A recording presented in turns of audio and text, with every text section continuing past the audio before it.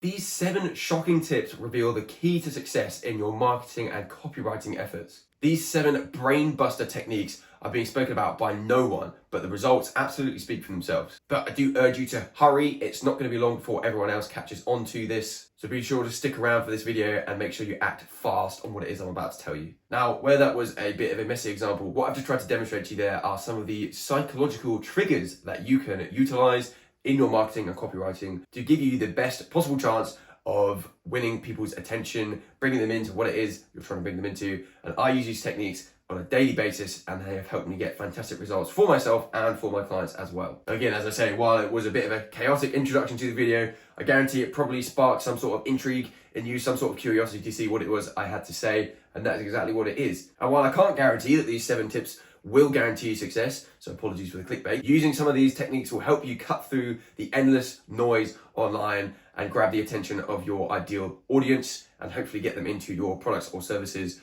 or start the conversation at least. There are certain techniques that you can use that even for people like myself as marketers, I see these techniques out there, I know about them, I know that they're only being used to lure in my attention, and as I say, it's a little bit clickbaity, but the psychology of our brains and our subconscious draws us to them anyway, against our will almost. There are certain emotions that you can draw on and trigger in your copywriting, your descriptions, your ads, your messaging, that can give you a better chance of having people click on your stuff. So first one to start with, I guess an easy one and maybe a bit of an obvious one is fear. Some would say that fear is our greatest motivator.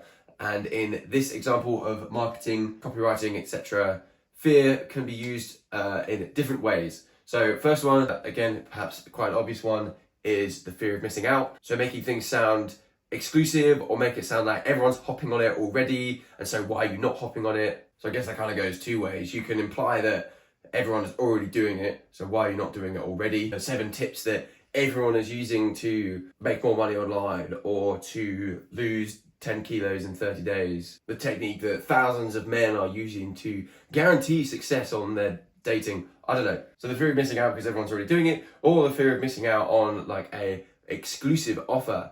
No one is using this, no one is trying this, but it's amazing. Don't miss out on being one of the first people in on this. This could be the next Tesla opportunity. This could be like jumping on Facebook ads when they were first created. The fear of missing out on an exclusive opportunity. Another way you utilize fear is by drawing on people's fear. I didn't mean to write fear twice. Is drawing on the fear kind of where they're at the moment. I don't know if I have enough space here, but perhaps they are already in a place of fear and we are trying to connect to them by, it sounds a little bit harsh, but by drawing on that fear, bringing up that fear. We're creating relatability with our audience by saying, perhaps you're in a place right now where you're just not making enough money. You're just not looking how you want to. You've still got those few extra bits of pounds of holiday weight that you're trying to drop. You never did as well in your education as you wanted to. So I guess it's not, for these 2 points, it's not as much the fear, but it's the relatability. If you're speaking out to an audience and they say, actually, yes, that is somewhere that I'm at the moment, I am kind of afraid of those things, you're going to want to stick around and see what the rest of this video or this article, this piece of copy has to say. People are going to want to stick around for that. So another psychological trigger you can use is the trigger of time. Again, this can come in a couple of different ways. So you can ensure people they will get more time. Time is a very valuable currency. So if you can ensure people that if they use whatever you have or click through to whatever website or link it is that you're trying to get them through, there's a guarantee that they can save time, they can get more time. Again, as you may already know, that's a part of my messaging and what I use is that I help businesses, business owners get more time for themselves and for their businesses, of course, to allow them to do more, work on scaling their business, enjoy family life, things outside of a business life. Everyone wants more time. So you can use that in your marketing, your descriptions, whatever it is that you're putting out there. But another way to use time is in a sense of urgency. Telling people that there's not much time left to grab a hold of this exclusive offer. I'm making this handbook free for 72 hours. Get it while it's still there. Otherwise it goes back up to $200 or make up a figure. We want to squeeze people and make them make a decision quickly. It again gives a sense of exclusivity, thinking, I only get this for a little while. That's exciting in and of itself. We're pushing them. You need to make a decision fast. Don't faff around on this, because if you do, the opportunity is going to be gone, and it's going to be gone forever. I'm sure we've all been on landing pages, websites where it says exclusive offer, only live for 72 hours. Very often, if you actually leave it and go back to those websites 72 hours later, the offer is still there. But it's that messaging, the psychological trigger of urgency that pushes people to make a decision. So even things like putting a countdown on your website. If you're selling a product or a service, you will probably see that you'll get a higher conversion rate just for that very small change. The next thing that we can utilize is shock, making people look at our content and think, surely not. Creating almost a gasp moment. People are reading our content, they're watching our videos and thinking, how on earth can they say that? Almost give a controversial opinion. Not so controversial that you are just being rude or offensive, but something that goes against the grain, something that's going to make people want to think, what on earth are they talking about? Surely not. I must read on. I must click on this. We as humans are drawn to shocking things.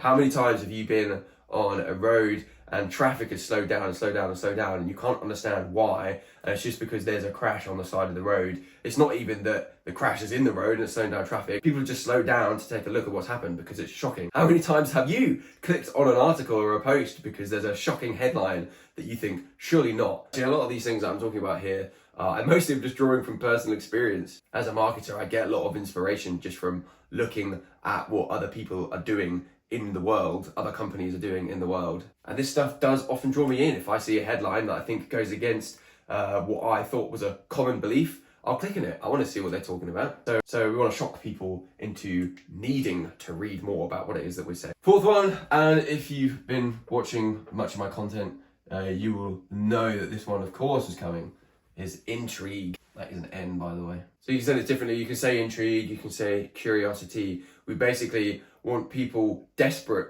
for more. We want them to take a look at our stuff. After presenting them with a piece of content, we want them desperate to learn more about what it is that we're talking about, what it is that we're trying to sell, what it is that we're trying to lead them to. Take people on a journey, continue to make intrigue throughout what it is that you're doing. The next thing should be as curious as the next. You almost want to be leaving your audience with more questions than answers, because those questions, hopefully, they will go looking for answers for in your content, on your website, or whatever it is that you have alluded to that has the answers in that ad, that piece of copy, that email. So one of the examples that I used in my sloppy example at the start of this video was the brain buster techniques. What the heck is a brain buster technique? I know Sabri Subi, I've read about this in some of his content. He uses random words that don't really make sense in some of his headlines and statements, but they create an intrigue. It's, why are you using that? Why are you saying it's a unicorn system? A genie system, I think, was one of the ones he uses. We want people to want more. Number 5 is effort. We want it to seem like for people to get the thing that they want, it only requires a small amount of effort. If you were told that there was a pill that you could take once a day for 30 days and you would lose 5 kilos, or it would take your IQ from lower to higher. I don't really understand the IQ metric. All I have to do is take a pill. That is minimum effort. Of course I'm going to do that. If I was to tell you on the other hand that there were 1-hour exercises, that if you did those every day for 30 days, you would increase your IQ. That is more effort. And so if you were presented with both of those things, obviously you would go for the pill. Now this kind of comes into Alex Hormozi's value equation. If you haven't seen or heard about this, let me just write it out quickly because it is a very, very helpful concept. So a couple of spelling errors in there, bonus points if you can spot them. But this is what we're talking about here, effort and sacrifice. So this whole value equation, I won't dig into it too much because, as I say, it's Alex Hormozi's thing. So I'm sure you can find tons of people talking about it, or he will have content on this obviously online somewhere. So take a look at it if you want.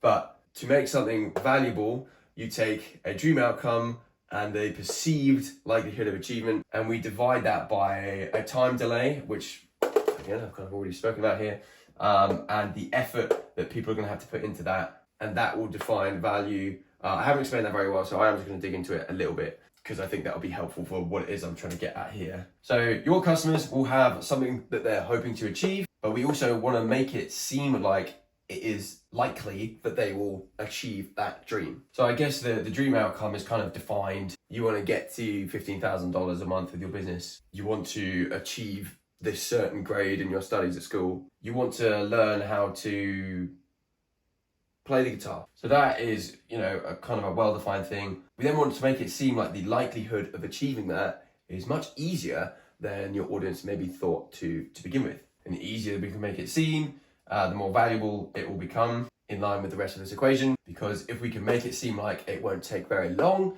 and it won't take much effort or sacrifice, and again, that will make your product, what it is you're selling, seem more valuable. So again, just use my own example, I guess just because it's the easiest to explain. I want to help business owners create more successful businesses, all while giving less effort and time to those businesses. I make it seem likely because I've done it for other businesses in the past and in my own business. And I show that by demonstrating how I am able to prioritize my family life and other ventures I'm interested in, all while running my own business. So if I can do it, why can't you? I often use an example of how I helped a specific clients 3x their monthly recurring income in a matter of 90 days. Hopefully soon I can have an example of an even shorter window where I did that. That could be you. And again, my whole thing is that it's all for less of your time and less of your effort. I'm trying to show you that to do this, you don't have to give up endless hours of your life. You don't have to be slaving away into the weekends and the evenings and never actually have time for yourself or anything else. So all of those things in combination, hopefully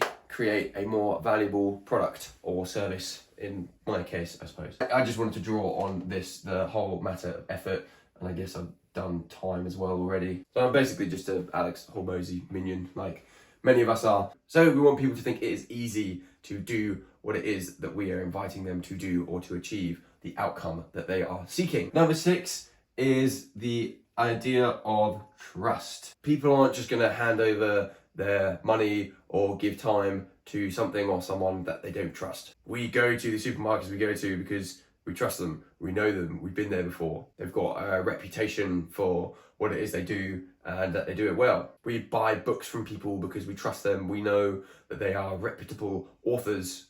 They've got good reputation, good reviews. We trust that they know what they're doing, what they're talking about, so we buy their books. Now, building trust quickly with strangers online is tough, but there are ways that you can do it. So we can do that through a reputation, I guess, in an online space. That is through building an audience, but also through results.